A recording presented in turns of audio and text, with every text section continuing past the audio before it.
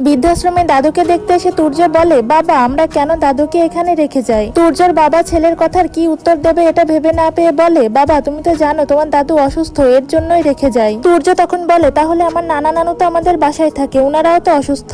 এই কথা শুনে তুর্যর মা তুর্যকে ধমক দিয়ে বলে, চুপ থাকো তুমি, ছোট মানুষ হয়ে এত বড় কথা কেন বলো? আর তোমার নানা নানু তো তোমাকে আদর করে, তোমার দাদু তো তোমাকে আদর করে না, এর জন্যই দাদুকে এখানে রেখে যাই। তখন তুর্য বলে, কই আমার দাদুও তো আমাকে আদর করতো, তাহলে তোমরা যখন বৃদ্ধ হবে তখন আমিও তোমাদের এখানে রেখে যাব। ছেলের মুখে এমন কথা শুনে তুর্যর বাবা বলে, তুমি শুনলে তো তোমার ছেলে কি বললো? আজকে তোমার কারণেই তোমার ছেলে এমন একটা কথা বলতে পারলো, কালকে তোমার ছেলেও আমাদেরকে এভাবে রেখে যাবে বৃদ্ধাশ্রমে, কারণ তুমি তোমার ছেলেকে এটাই শিক্ষা দিচ্ছ।